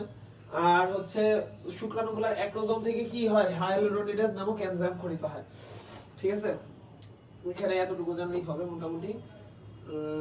সংগঠনের উপর ভিত্তি করে আমরা 2 ধরনের নিষেক আছে, একটা অন্তঃনিষেক আর একটা হচ্ছে বহির্নিষেক। অন্তঃনিষেকটা কি? যদি প্রাণী দেহের মধ্যে যেটা সংঘটিত হয়। অন্তঃনিষেকটা কাদের হয়? এই যে মানুষ, উন্নত শ্রেণীর মেরুদণ্ডী প্রাণীগুলোতে। মানুষের দেহে যেটা হয় যে দেহের ভেতরে, মহিলার দেহের ভেতরে শুক্রাণু হচ্ছে। আর বহির্নিষেক কাদের হয়? মাছের, উভচরের মধ্যে। তাদের ক্ষেত্রে হচ্ছে ডিম তারা ছাড়ে, ডিমের উপর হচ্ছে শুক্রাণুটা একটা মহিলা মাছ আইসা হচ্ছে সে ডিম পারে, এরপর পুরুষ মাছ আইসা সেটার উপর শুক্রাণু ছাড়া দেয়। এইভাবে যে বিষয়টা সেটা হচ্ছে বহির্বিষয়।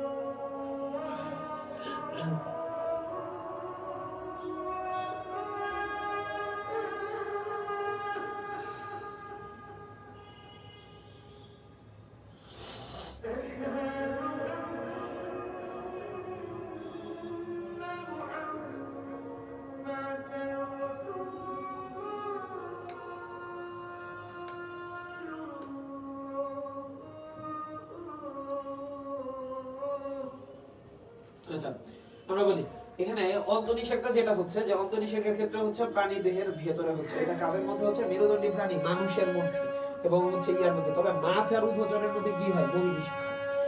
ঠিক আছে, তারপর এটাতে দেখি গ্যামিটের উৎপত্তির দিক থেকে একটা আছে স্বনিষেক আছে আর একটা হচ্ছে পরনিষেক।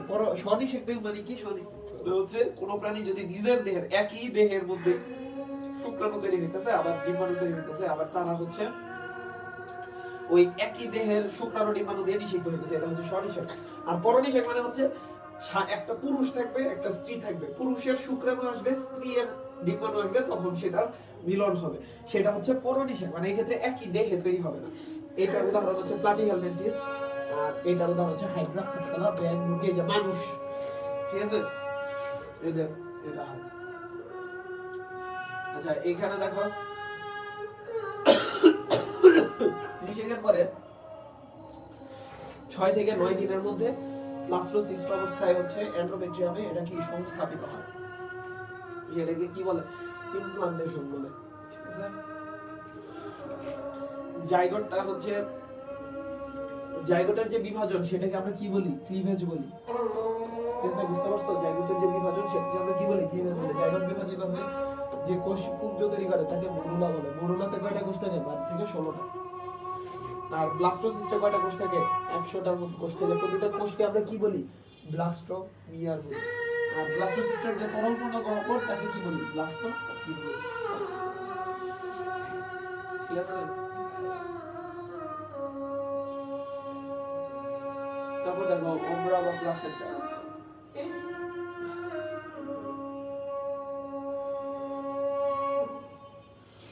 ওমরা বা প্লাসেন্টা কখন তৈরি হয়? 12 সপ্তাহ পরে, নিষেকের 12 সপ্তাহ পরে কিন্তু ওমরা বা প্লাসেন্টা তৈরি হয়।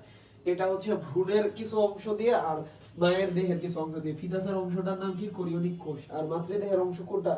এন্ডোমেট্রিয়ামের প্রবর্ধন সমূহ। ঠিক আছে, আচ্ছা। ও আচ্ছা, আম্বিলিকাল কর্ড, এটা একটা ইম্পর্টেন্ট। আম্বিলিকাল কর্ডের দৈর্ঘ্য কত? 40 থেকে 50 সেন্টিমিটার। ঠিক আছে, আচ্ছা। ওমরার কাজ আছে কিছু। ওমরার কাজ কি? মায়ের দেহ থেকে হচ্ছে পুষ্টি, তারপর বিভিন্ন জিনিসপাতি হচ্ছে অক্সিজেন, এগুলা হচ্ছে ভ্রূণের দেহে স্থানান্তরিত করা। আর ভ্রূণের দেহ থেকে বর্জ্য পদার্থ, বাদ বাকি কার্বন ডাই অক্সাইড, এইসব জিনিস হচ্ছে মায়ের দেহে নিয়ে আসা। তো এখানে কিছু দেওয়া আছে যে সংস্থাপন করবে, পুষ্টি স্থাপন করবে, গ্যাসীয় বিনিময় হবে, জীবাণু বহন হবে। অনেক সময় হচ্ছে মায়ের দেহ থেকে কিছু জীবাণু ফিটাসের দেহে চলে যায়। কোনগুলা যায়? গুটি বসন্ত, জল বসন্ত, রুবেলা, হামস, সিফিলিস, এগুলো। ঔষধ পরিবহন করে, রেচনী করে, অনাক্রমতন্ত্র তার মধ্যে কাজ করে, সঞ্চয় কোষ, হরমোন নিঃসরণ করে। এখানে ভ্রূণ ফিটাসের কিছু বিকাশের কথা দেওয়া আছে। দ্বিতীয় সপ্তাহে কি হয়, তৃতীয় চতুর্থ, এটা পড়ে রাখবা। এখানে 12তম সপ্তাহে কি জননাঙ্গটা কি সুগঠিত হয়। তারপর দেখো ষষ্ঠ সপ্তাহে আমি একটা এমসিকিউ আসছিল না, ষষ্ঠ সপ্তাহে হৃদস্পন্দন শুরু হয়, একই সাথে কি চোখ আর কানের কি গঠনের সূত্রপাত হয়। আর চতুর্থ সপ্তাহে একটা ইম্পর্টেন্ট সপ্তাহ হয়, এই সপ্তাহে হচ্ছে হৃৎপিণ্ড, রক্তনালী, রক্ত অন্ত্রের উৎপত্তি শুরু হয়। ঠিক আছে, এই জিনিসটা হচ্ছে, এই জিনিসগুলো মাথায় রাখবা। আর মানব ভ্রূণের ভ্রূণীয় আবরণ কয়টা? 4টা। কি কি আছে? Amnion, অ্যালান্টয়েস, Korean, কুসুমথলি। এই 4টা কিন্তু অবশ্যই মুখস্থ রাখা লাগবে যে মানব ভ্রূণের 4টা ভ্রূণীয় আবরণ আছে। অ্যামনিয়নটা কি দ্বারা গঠিত? একটোডার্ম আর মেসোডার্ম দ্বারা গঠিত। ঠিক আছে, এটার কাজ কি? শুষ্কতা থেকে রক্ষা করে, ঝাঁকুনি জনিত আঘাত থেকে, বাইরের চাপ থেকে রক্ষা করে। আর অ্যালান্টয়েসের কাজ হচ্ছে সে ভ্রূণের শ্বসন, রেচনে সাহায্য করে। কোরিয়নটা হচ্ছে সর্ববহিস্থ আবরণ। কোরিয়নটা কি? ভ্রূণের সর্ববহিস্থ আবরণের নাম কি? কোরিয়ন। কোরিয়নটাও শ্বসন পুষ্টি করে, প্লাসেন্টা গঠন করে। আর কুসুমথলিটা হচ্ছে সে হচ্ছে এইখান থেকে হচ্ছে তোমার রক্তকণিকা, লিম্ফয়েড কোষ উৎপন্ন করে। ঠিক আছে, স্টেম কোষের উৎস হিসেবে কাজ করে কি? কুসুমথলি। কুসুমথলিটা কি? স্টেম কোষের উৎস হিসেবে কাজ করে। ঠিক আছে, 3টা ভ্রূণীয় স্তরের মধ্যে হচ্ছে একটোডার্ম আছে, এন্ডোডার্ম আছে, মেসোডার্ম আছে। একটোডার্ম থেকে হচ্ছে তোমার এখানে কিছু ইম্পর্টেন্ট যেগুলো জানতে হবে, সেটা হচ্ছে ত্বকের যে এপিডার্মাল অংশটা আছে, পার্টটা আছে ত্বকের এপিডার্মাল। তারপর হচ্ছে আমাদের চুল, নখ, এই জিনিসগুলো হচ্ছে তোমার এপিডার্মাল। আবার আমাদের চোখ, চোখের লেন্স, অন্তঃকর্ণ, এটা কি আমার একটোডার্ম থেকে আসছে। এই যে আমরা এমসিকিউ কে সলভ করার সময় কিন্তু এই জিনিসগুলো বলে ফেলছি। দাঁতের এনামেল, এটা কি? একটা একটোডার্ম। একটোডার্ম। পিটুইটারি পোয়ের যত কিছু আছে, পিটুইটারি পিনিয়াল গ্রন্থি, এগুলো একটোডার্ম থেকে। ঠিক আছে, আর মেজোডার্ম থেকে ইম্পর্টেন্ট জিনিস হচ্ছে এই যে মেরুদণ্ড, মেরুদণ্ড, কঙ্কালতন্ত্র, রক্ত সংবহনতন্ত্র, লসিকাতন্ত্র, দাঁতের ডেন্টিন, এমসিকিউ তে আসছিল, বিগত বছরের কোশ্চেন আসছিল। তারপর রেচন জনতন্ত্রের অধিকাংশ, এটাও কিন্তু হচ্ছে কি?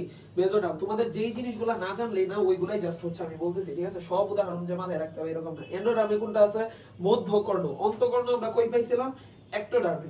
আর মধ্যকর্ণের আবরণ, মধ্যকর্ণ কই থেকে আসতেছে আমার? মধ্যকর্ণটা এন্ডোডার্মে আসতেছে। তারপর আবার শ্বসনতন্ত্র, পাকস্থলী অন্ত্রের গ্রন্থি, থাইমাস গ্রন্থি, থাইরয়েড গ্রন্থি, এগুলো কি? এন্ডোডার্মের জিনিস।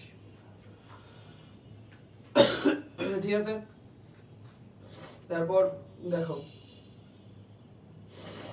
জরায়ুতে ফিটাসকে প্রায় 38 সপ্তাহ অবস্থান করে। ঠিক আছে, আর প্রায় 38 সপ্তাহ অবস্থান করে। তবে গর্ভাবস্থার 9 মাস, আমরা যেটা বলি 10 মাস 10 দিন, আসলে 10 মাস না, এটা হচ্ছে 38 সপ্তাহ গড়ে। তবে সঠিক হিসাব হচ্ছে 36 থেকে প্রায় 40 সপ্তাহ পর্যন্ত। 38 সপ্তাহের সাথে 2 সপ্তাহ হিসাব করে আমরা 40 সপ্তাহ ধরি। আর স্বাভাবিক ওজন কত থাকে? 6.92 থেকে 9.2। ঠিক আছে, আর বাচ্চা প্রসবকালে জরায়ু মুখটা হচ্ছে তোমার 10 সেন্টিমিটার পর্যন্ত প্রশস্ত হইতে পারে। আচ্ছা, এখন আসলে দেখো জন্ম নিয়ন্ত্রণ পদ্ধতি, একটা আছে স্থায়ী পদ্ধতি আর একটা আছে অস্থায়ী পদ্ধতি। আগেই বলছি, অস্থায়ী পদ্ধতির মধ্যে কিছু আছে প্রাকৃতিক, কিছু আছে যান্ত্রিক, মানে হচ্ছে ব্যারিয়ার মেথড আছে, আর কিছু আছে হচ্ছে রাসায়নিক পদ্ধতি। রাসায়নিক পদ্ধতি আর শারীরবৃত্তীয় পদ্ধতি আছে। এখানে আবার গর্ভপাত আছে। গর্ভপাত যদিও হচ্ছে তোমার কোনো জন্ম নিয়ন্ত্রণ পদ্ধতি না, এটা হচ্ছে ভ্রূণ হওয়ার পরে। আর প্রাকৃতিক পদ্ধতির মধ্যে কি আছে? এটা হচ্ছে প্রত্যাহার প্রক্রিয়া, মানে হচ্ছে ইজাকুলেশন হওয়ার ঠিক আগ মুহূর্তে প্রত্যাহার করে নাও। আর সন্তানকে মাতৃদুগ্ধ দান করলে যেটা হয় যে এটার মধ্যে হচ্ছে তোমার নতুন একটা বাচ্চা হওয়ার যে হচ্ছে সময়, পিরিয়ডটা, সেটা হচ্ছে একটু মানে গ্যাপটা, ডিউরেশনটা বাড়ে। আর নিরাপদ গর্ভ নিরোধক সময় কোনটা? এই যে পিরিয়ড, মানে মেয়েদের যে মেনস্ট্রুয়েশন হয়, মেনস্ট্রুয়েশনের প্রথম 1 দিন থেকে 6ষ্ঠ দিন পর্যন্ত, মেনস্ট্রুয়েশনের পর থেকে, আর 22 থেকে 28তম দিন, এই দিনটা হচ্ছে নিরাপদ সময়। এই সময় হচ্ছে কোনো ধরনের শারীরিক সম্পর্কের কারণে শেখার, কারণ এই সময়টাতে হচ্ছে কোনো মানে নিষিদ্ধ করার মতন কোনো ডিম্বাণু মেয়েদের ডিম্বনালীতে থাকে না। ঠিক আছে, বা ডিম্বাশয় থেকে ডিম্বনালীতে না থাকার কারণে সেটা নিষিদ্ধ হওয়ার সম্ভাবনা থাকে না। আর ব্যারিয়ার মেথডের মধ্যে কি কি আছে? Condom, diaphragm, foam, cervical cap, non cap, তারপর স্পঞ্জ, আর আইইউডি, কপার টি, এটাও একটা ব্যারিয়ার মেথড। আর রাসায়নিক পদ্ধতির মধ্যে কি আছে? ক্রিম আছে, স্পার্মিসাইড আছে, জেলি, ফোম, বড়ি, এগুলো। শারীরবৃত্তীয় পদ্ধতির মধ্যে ইমার্জেন্সি গর্ভনিরোধক পিল আছে, রোপণ ক্যাপসুল, এই যে ইমপ্লান্ট ক্যাপসুল, এটা একটা ইমপ্লান্ট হিসেবে কাজ করে। এটা 3 বছর, দেখছো, এটা কিন্তু 3 বছর, তার মানে কি এটা একটা দীর্ঘমেয়াদী অস্থায়ী পদ্ধতি। আবার মৌখিক কিছু ওরাল কন্ট্রাসেপটিভ পিল খায় অনেকে, এটার মধ্যে প্রজেস্টেরন, ইস্ট্রোজেন থাকে, যেটা হচ্ছে রজচক্রের 5 নম্বর দিন থেকে 25 নম্বর দিন পর্যন্ত একটা করে খাইতে হয়। ঠিক আছে, আর প্রতি 3 মাস ও 2 মাসে এখানে ইনজেকশনের আছে। আর গর্ভপাতটা হচ্ছে এটা আসলে জন্ম নিয়ন্ত্রণ পদ্ধতির মধ্যে পড়ে না, এটা হচ্ছে অস্ত্রোপচারের মাধ্যমে রাসায়নিকভাবে গর্ভের যে ভ্রূণটা পরিণত হওয়ার পর্বে বিচ্ছেদ করা হয়। আইনগত শেষ সীমা হচ্ছে 24 সপ্তাহ, এটা একটু মাথায় রেখো। গর্ভপাতের ক্ষেত্রে আইনগত শেষ সীমা কত? 24 সপ্তাহ, মানে 24 সপ্তাহের একটা ভ্রূণকে তুমি করতে পারো। আর স্থায়ী পদ্ধতি আমি কিন্তু আগেই বলছি পড়ানোর সময়, দুইটাই পদ্ধতি আছে, ভ্যাসেক্টমি আর টিউবেক্টমি বা লাইগেশন। ভ্যাসেক্টমি কাদের করে? পুরুষে ভ্যাসেক্টমির মধ্যে কি করে, ভাস ডিফারেন্সটা জাস্ট কেটে ফেলে, কেটে হচ্ছে ওই জায়গায় জোড়া লাগায় দেয়। আর টিউবেক্টমির মধ্যে ফেলোপিয়ান টিউব বা ডিম্বনালীটাকে কেটে দেয়, ঠিক আছে? এটা হচ্ছে মহিলাদের হাত। আচ্ছা, এখানে দেখো পুরুষের প্রজননে কিছু সমস্যা। অ্যাজোস্পার্মিয়া, এ মানে আমি কি বলছিলাম, অনুপস্থিতি, মানে নাই। অ্যাজোস্পার্মিয়া মানে কি, যে শুক্রাণুর অনুপস্থিতি। তাহলে এটা কি, এটা হচ্ছে স্টেরিলিটি বা হচ্ছে বন্ধ্যাত্ব সমস্যা, এটা পুরুষত্বহীনতা। অলিগোস্পার্মিয়া মানে হচ্ছে অলিগো যেখানে আছে সেটা হচ্ছে কম, মানে স্বাভাবিকের তুলনায় যদি কম থাকে তখন সেটা, মানে 20 মিলিয়নের যদি কম হয় তাহলে সেটা অলিগোস্পার্মিয়া। আর এটা হচ্ছে অটোইমিউনিটি। অটোইমিউনিটি মানে কি, যে যেই শুক্রাণু তুমি তৈরি করতে, মানে একটা ছেলের দেহে তৈরি হচ্ছে, ওই শুক্রাণুর এগেইনস্টে দেহের মধ্যে প্রতিরোধ ক্ষমতা তৈরি হচ্ছে, মানে শুক্রাণুকে তার দেহই ধ্বংস করে ফেলতেছে, এটাই হচ্ছে অটোইমিউনিটি, ঠিক আছে? আবার জন্মগত ত্রুটি থাকতে পারে। জিনগত রোগের মধ্যে কি থাকতে পারে, সিস্টিক ফাইব্রোসিস, ক্রোমোজোমের অস্বাভাবিকতা। আবার স্টেরয়েড জাতীয় ঔষধ বেশি বেশি খাইলে এই ধরনের সমস্যাগুলো দেখা দিতে পারে। আর নারীদের মধ্যেও সেম টাইপের কিছু সমস্যা আছে ওই অঙ্গগুলোর মধ্যে। আচ্ছা, কৃত্রিম গর্ভধারণ পদ্ধতি। কৃত্রিম গর্ভধারণ পদ্ধতি, এটাকে আমরা কি বলি, ইন ভিট্রো ফার্টিলাইজেশন। একটা আছে আইভিএফ প্রক্রিয়া। ইন ভিট্রো মানে কি, একটা আছে ইন ভিভো আর একটা হচ্ছে ইন ভিট্রো। ইন ভিট্রো মানে হচ্ছে কাচের মধ্যে, আর ইন ভিভো মানে হচ্ছে কোষের ভেতরে, ঠিক আছে? এই দুইটা ওয়ার্ড জাস্ট মনে রাখবা। তার মানে ইন ভিট্রো কি, দেহের ভেতরে করা হয় না বাইরে করা হয়? বাইরে আগে নিষেধ ঘটানো হয়। দেখো গবেষণাগারে কাচের পাত্রে হচ্ছে শুক্রাণু ডিম্বাণুকে কি নিষেধ ঘটানো, এই কারণে এটার নাম কি, ইন ভিট্রো ফার্টিলাইজেশন। প্রথম কে ছিল, প্রথম ছিল লুইস ব্রাউন। আর বাংলাদেশে প্রথম কারা ছিল, 3টা বাচ্চা তৈরি, টেস্ট টিউব বেবি আসছিল, হীরা, মনি, মুক্তা। এরা হচ্ছে বাংলাদেশের প্রথম ত্রয়ী টেস্ট টিউব বেবি। এরাকে তাকাত তত্ত্বাবধানে ডক্টর ফাতেমা পারভীনের তত্ত্বাবধানে কিন্তু এদের মানে হইছিল, টেস্ট টিউব বেবির জন্ম হয়েছিল, ঠিক আছে? এখন এই আইভিএফ সংক্রান্ত কিছু ইনফরমেশন এখানে দেওয়া। আইভিএফ পদ্ধতিতে ডিম্বাণু উৎপাদন বাড়ানোর জন্য আমার ফলিকল স্টিমুলেটিং হরমোন প্রয়োগ করা হয়। ফলিকল স্টিমুলেটিং হরমোন তোমরা হয়তো বা পড়ছো, যে ফলিকল স্টিমুলেটিং হরমোনের কি করে, যে বেশি বেশি মানে ফলিকলগুলো বের হয় এবং ওই ফলিকল থেকে ডিম্বাণুটা তৈরি তারা কি প্রভাবিত করে। তো ফলিকল স্টিমুলেটিং হরমোন নামে হরমোনযুক্ত ইনজেকশন দেওয়া হয়। এরপর ল্যাপারোস্কোপি প্রক্রিয়া হচ্ছে ডিম্বাশয় থেকে পরিপক্ক ডিম্বাণু সংগ্রহ করা হয়, যেটা হচ্ছে একটা ম্যাচিউর ওভাম, যেটা সেটাকে সংগ্রহ করা হয়। এরপরে শুক্রাণু ডিম্বাণুকে নিষেকের জন্য একসাথে হচ্ছে 16 থেকে 20 ঘন্টা হচ্ছে একটা পেট্রি ডিশ বা কাচের টিউবে রেখে দেওয়া হয়, ঠিক আছে? এরপরে নিষেক করার পরে 1 থেকে 6 দিনের মধ্যে নারীর জরায়ুতে সেটা স্থানান্তর করা হয়, ঠিক আছে? এখানে কিছু রোগের কথা দেওয়া আছে। অটোজোমাল ডিজিজ কোনগুলা, এটা কিন্তু মাথায় রাখতে হবে। সেক্স লিঙ্ক ডিসঅর্ডার কোনগুলা, এগুলা কিন্তু এমসিকিউতে প্রায়ই আসে। অটোজোমাল ডিজিজ মানে হচ্ছে অটোজোমাল ক্রোমোজোম থেকে যেগুলো হয়, আর সেক্স লিঙ্ক মানে হচ্ছে সেক্স ক্রোমোজোম থেকে যেগুলো হয়, মানে এক্স ওয়াই জনিত যেগুলো। আর এটা হচ্ছে অটোজোম ক্রোমোজোম থেকে যেগুলো হয়, দেহ ইয়াতে। আর টেরাটোজেনেসিস মানে হচ্ছে টেরাটন জনিত, মানে হচ্ছে এটা কোনো ধরনের ধূমপান, মদপান বা ভাইরাস, ব্যাকটেরিয়া এগুলা ঘটিত রোগ। আর ক্রোমোজোম ঘটিত ট্রাইসোমি আছে, ডাউন সিনড্রোম, টার্নার সিনড্রোম, এগুলা হচ্ছে তোমার কি ক্রোমোজোম ঘটিত রোগ। এখন এখানে সিফিলিস, এটা আসছিল তোমরা দেখছো, ট্র্যাপোনেমা প্যালিডাম, এইটার কারণে সিফিলিস হয়। এখানে তোমার লক্ষণ প্রকাশের 4টা ধাপ আছে, প্রাথমিক পর্যায়ে, মাধ্যমিক পর্যায়ে, সুপ্ত পর্যায়ে, বিলম্বিত পর্যায়ে, ঠিক আছে? এটা হচ্ছে একটা এসটিডি, সেক্সুয়ালি ট্রান্সমিটেড ডিজিজ। সিফিলিসের চিকিৎসা কি? সিফিলিসের চিকিৎসা হচ্ছে বেনজাথিন পেনিসিলিন জি, এটা হচ্ছে একটা অ্যান্টিবায়োটিক, ঠিক আছে? একটা অ্যান্টিবায়োটিক দেওয়া হয়, যেহেতু অ্যান্টিবায়োটিকটা ব্যাকটেরিয়ার এগেইনস্টে কাজ করবে, তার মানে হচ্ছে এটা একটা ব্যাকটেরিয়া ঘটিত রোগ। আর গনোরিয়া কি? গনোরিয়া নাম মনে রাখার সহজ উপায় আছে, নেইসিরা গনোরিয়া, যে ব্যাকটেরিয়াটা আছে, ব্যাকটেরিয়া নামের মধ্যে গনোরিয়া আছে, ঠিক আছে? এইটার মধ্যেও হচ্ছে আমার অ্যান্টিবায়োটিক দেওয়া হয়, পেনিসিলিন, সিপ্রোফ্লক্সাসিন এগুলো। আর এইডস এর ব্যাপারে তো নতুন করে কিছু, এইডস এর ব্যাপারে তো তোমরা মোটামুটি জানোই। এইডসটা হচ্ছে কে, এখানে জানতে হবে যেটা, যে এইডস এর পৃথক ভাবে কে আবিষ্কার, লু মন্টেগনিয়ার আর হচ্ছে ডক্টর রবার্ট গ্যালো আর মন্টেগনিয়ার, তারা হচ্ছে পৃথক ভাবে এইডস আবিষ্কার করছে। এইডস এর কারণ কি? এটা একটা ভাইরাস ঘটিত রোগ, এইচআইভি ভাইরাস। আর এটা কি করে আসলে, এটা হচ্ছে মানুষের যে ইমিউন সিস্টেম আছে, ইমিউন সিস্টেমটাকে সে ধ্বংস করে দেয়, মানে ইমিউন সিস্টেমটাকে ডিস্ট্রয় করে দেয়। এখন যখন ইমিউন সিস্টেম একটা মানুষের ধ্বংস হয়ে যাবে তখন কি হবে বলতো? একটা মানুষের ইমিউন সিস্টেম যদি নষ্ট হয়ে যায় তাহলে কি সহজে তার রোগ প্রতিরোধ ক্ষমতা কমে গেল, তাহলে কি যে কোনো মানে রোগ জীবাণু এসে তারা কি অ্যাটাক করতে পারবে। এখানে যেটা হয় যে সে ধরনের ম্যাক্রোফেজ টি লিম্ফোসাইট এগুলো ধ্বংসপ্রাপ্ত হয়, ঠিক আছে। আর জরায়ু গাত্রে হিউম্যান প্যাপিলোমা ভাইরাস একটা ইনফরমেশন, সেটা হচ্ছে এইডস এর একটা লক্ষণ। রক্তের জন্য এইচআইভি অ্যান্টিবডি টেস্ট করা হয়, আরএনএ টেস্ট করা হয়, P24 টেস্ট করা হয়। আর CD4 সেল, এটা একটা কি লিম্ফোসাইট সেল, এটার পরিমাণ যদি কম থাকে তাহলে বোঝা যাবে যে এইচআইভি অনেক রকম ধ্বংস করতেছে। এইচআইভি চিকিৎসা এখনো কমন হয় না, তবে অ্যান্টি রেট্রোভাইরাল থেরাপিটা ইউজ করা হয়। অ্যান্টি রেট্রোভাইরাল থেরাপি আছে, এটা হচ্ছে তোমার কিছুটা কার্যকর, মানে সংক্রমণটাকে বিলম্বিত করে এটা, ঠিক আছে। তো আমাদের ক্লাস আজকে এই পর্যন্তই, আমরা আমাদের স্লাইড শেষ। আশা করি আমরা কোশ্চেন প্রথমে সলভ করছি, ওইখানেই অনেক ইনফরমেশন পড়া হয়ে গেছে। জাস্ট হচ্ছে এখান থেকে জাস্ট তোমাদের জন্য যেই ইনফরমেশনগুলো দরকার পড়ার জন্য সেইটা আমি জাস্ট হচ্ছে একটু টাচ দিলাম। এই চ্যাপ্টার থেকে যে খুব বেশি এমসিকিউ আসে এরকম না, হাতে গোনা কয়েকটা এমসিকিউ আসে, আর আসলেও কিছু স্পেসিফিক টপিক থেকে আসে। ওই টপিকগুলো আমি আশা করি যে তোমাদের যে এমসিকিউ গুলো আছে এমসিকিউ গুলোর মধ্যে বলে দিছি, তো ওখান থেকে ইনশাআল্লাহ যদি প্রস্তুতি নাও তোমাদের জন্য ভালো হবে। তো ঠিক আছে, আজকে এই পর্যন্তই। সবাই ভালো থাকো। আসসালামু আলাইকুম সবাইকে।